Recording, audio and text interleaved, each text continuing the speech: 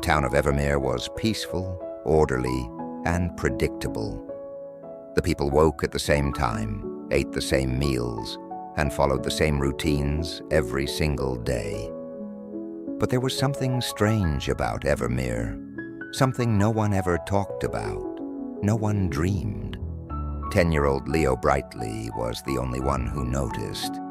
When he asked his parents, his teachers, even his best friend Mia, they all gave the same answer. Nobody dreams, Leo. That's just nonsense. That night, as Leo lay awake, he couldn't stop thinking about it. Had it always been this way? And if dreams were gone, where did they go? Leo's search for answers led him to an old forgotten path behind the clock tower. The path led to a dusty wooden sign, the Dreamkeeper's cottage. Inside he met Madame Lyria, an elderly woman who explained the truth. Long ago, Evermere was full of dreams, but a mysterious figure called the Night Collector stole them away. If you want to bring dreams back, Lyria said, you must find the key to the Dream Vault. She handed Leo a golden compass that could lead him to the key. With Mia at his side, Leo followed the compass beyond Evermere, into the forest of forgotten things, where old toys, lost books, and half-finished ideas lay abandoned.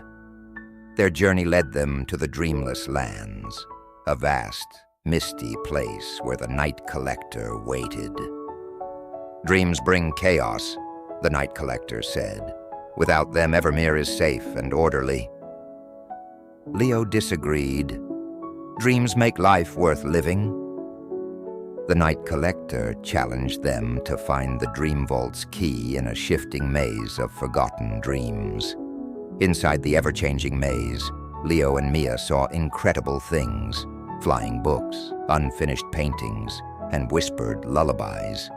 At the center, resting on a stone pedestal, was the golden key. As soon as Leo grabbed it, the maze began to collapse. They raced back to Lyria, who unlocked the Dream Vault. A brilliant golden light spread over Evermere, drifting into homes, filling minds with forgotten dreams. That night, for the first time in years, the town dreamed again. The next morning, Evermere was different. The baker created a cake that shimmered like the stars. The schoolteacher told stories of floating islands and talking animals. The once silent town square was filled with laughter, music, and color. Leo smiled. Dreams had returned. Lyria turned to Leo. Evermere will always need a dreamkeeper. Would you like to learn? Leo's heart swelled with excitement. Yes. And so under Lyria's guidance, Leo became Evermere's next dreamkeeper. Weeks passed and dreams blossomed in Evermere. But something bothered Leo. What happened to the Night Collector? With Mia by his side, he used the dream compass to return to the Dreamless Lands. There they found the Night Collector sitting alone, watching the sky. "Why are you here?" the Collector asked. Leo hesitated, then asked, "Were you always the Night Collector?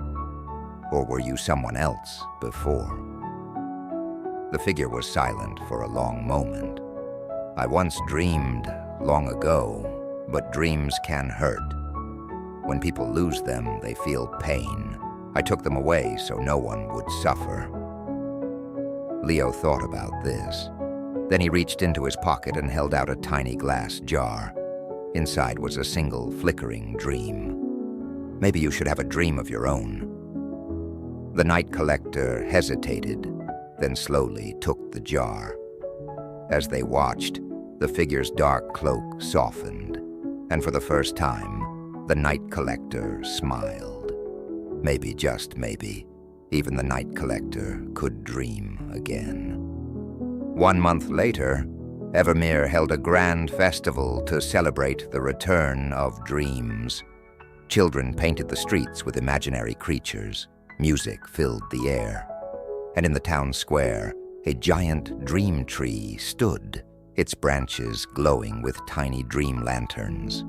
Leo, now the town's dreamkeeper in training, stood beside Lyria as people shared their dreams.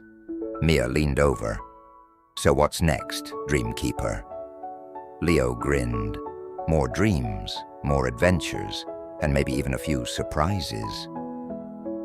And above them, in the sky that once seemed empty, the stars shone brighter than ever before. That night, as Leo lay in bed, he thought about everything that had happened. Evermere had changed, not in a loud, dramatic way, but in a way that truly mattered. People had stories again, ideas again, hope again. He smiled and closed his eyes, and for the first time in his life, he dreamed a brand new dream, one no one had ever dreamed before. And at the Evermere, the first new dream was born.